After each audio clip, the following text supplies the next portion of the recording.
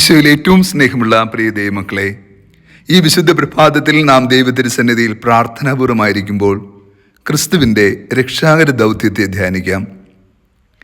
ഇന്നത്തെ തിരുവചന ഭാഗം നമ്മെ അത്ഭുതപ്പെടുത്തുന്ന പ്രവൃത്തികളുടെ അടയാളമാണ്.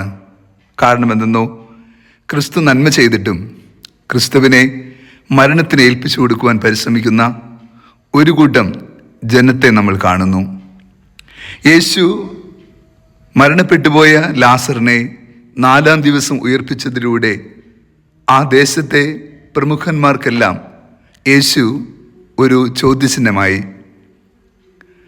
ഇന്നത്തെ സുവിശേഷം നമ്മൾ വായിക്കുന്നത് ഇപ്രകാരമാണ്: പുരോഹിത പ്രമുഖന്മാരും ഫരിസേയരും ആലോചന സംഘവും വിളിച്ചുകൂട്ടി പറഞ്ഞു, നാം എന്താണ് ചെയ്യേണ്ടത്? ഈ മനുഷ്യൻ വളരെയധികം അടയാളങ്ങൾ പ്രവർത്തിക്കുന്നുവല്ലോ. ഇങ്ങനെ നാം ഈ മനുഷ്യനെ വിട്ടാൽ എല്ലാവരും അവനിൽ വിശ്വസിക്കും. ഇതായിരുന്നു അവരുടെ പ്രശ്നം. ക്രിസ്തു നന്മ ചെയ്തപ്പോൾ, അത്ഭുതങ്ങളിലൂടെ അടയാളങ്ങളിലൂടെ ദൈവത്തിൻ്റെ മഹത്വം വെളിപ്പെടുത്തിയപ്പോൾ ക്രിസ്തുവിനെ നശിപ്പിക്കുവാൻ അവർ ഒരുങ്ങുകയാണ്. യേശു എപ്പോഴും പ്രവർത്തന നിരതനാണ്. പിതാവിൻ്റെ ഇഷ്ടമാണ് അവിടെ നിന്ന് പ്രവർത്തിക്കുന്നത്. ലാസറിനെ ഉയർപ്പിച്ചത് പുത്രന് നൽകപ്പെട്ട അധികാരം ഉപയോഗിച്ചാണ്. ഇഷ്ടമുള്ളവർക്ക് ജീവൻ നൽകാനും തിരികെ എടുക്കുവാനും പുത്രനിൽ അധികാരമുണ്ട്. ലാസറിനെ ഉയർപ്പിച്ചതിലൂടെ ക്രിസ്തു യഥാർത്ഥത്തിൽ അവിടെ മുമ്പിൽ ചോദ്യം ചെയ്യപ്പെടുന്നു. ക്രിസ്തു പ്രവർത്തിക്കുന്ന അടയാളങ്ങൾ വളരെയധികം സ്വർഗീയമായ അർത്ഥങ്ങളുള്ളതാണ്. അത് മാനുഷ്യ ബുദ്ധിക്ക് എപ്പോഴും മനസ്സിലാകാൻ കഴിയണമെന്നില്ല. ജീവനും പുനരുത്ഥാനവും ഞാനാകുന്നു, എന്നെ വിശ്വസിക്കുന്നവർ മരിച്ചാലും ജീവിക്കുമെന്ന് തെളിയിക്കുന്നത് ലാസറിന് പുനർജന്മം നൽകിക്കൊണ്ടാണ്. ആ കാലഘട്ടത്തിൻ്റെ പ്രധാന പുരോഹിതനായിരുന്ന കയ്യപ്പസിൻ്റെ അധരങ്ങളിലൂടെ ദൈവത്തിൻ്റെ ആത്മാവ് പ്രവർത്തിക്കുന്നതായും ഇന്നത്തെ സുവിശേഷത്തിൽ കാണാം. അദ്ദേഹത്തിൻ്റെ പ്രസ്താവന ഇപ്രകാരമാണ്: നിങ്ങൾക്കൊന്നും അറിഞ്ഞുകൂടാ, ജനം മുഴുവൻ നശിപ്പിക്കപ്പെടാതിരിക്കാൻ അവർക്കെല്ലാവർക്കും വേണ്ടി ഒരുവൻ മരിക്കുന്നത് യുക്തമാണെന്ന് നിങ്ങൾ മനസ്സിലാകുന്നില്ലേ?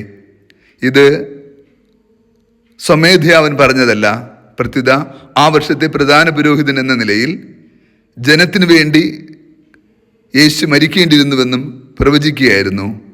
അതെ, സകല ജനപദയ്ക്കും വേണ്ടിയുള്ള ക്രിസ്തുവിൻ്റെ രക്ഷാകരമായ മരണത്തെ പ്രവാചക വാക്കുകളിലൂടെ പ്രഘോഷിക്കപ്പെട്ടു.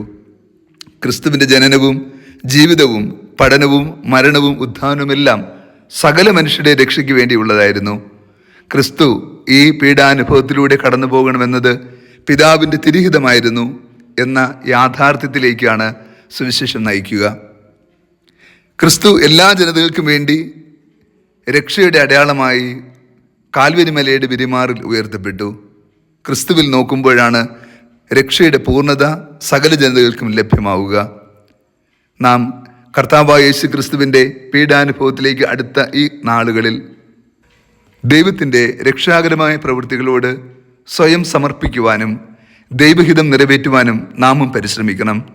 ക്രിസ്തു പിതാവിൻ്റെ ഇഷ്ടത്തിന് തന്നെ സ്വയം സമർപ്പിച്ചതുപോലെ ഈ കാലഘട്ടത്തിൽ ദൈവം നമ്മളിൽ നിന്ന് ആവശ്യപ്പെടുന്ന സഹനത്തിൻ്റെ നൊമ്പരങ്ങളിലൂടെ വഴികളിലൂടെ പിതാവിൻ്റെ ഇഷ്ടം നിറവേറ്റുവാൻ നമ്മൾ പരിശ്രമിക്കുമ്പോൾ നമ്മളിലൂടെ ദൈവത്തിൻ്റെ മഹത്വവും കൃപയും ലോകത്തിന് വെളിപ്പെടുത്തപ്പെടുന്നു.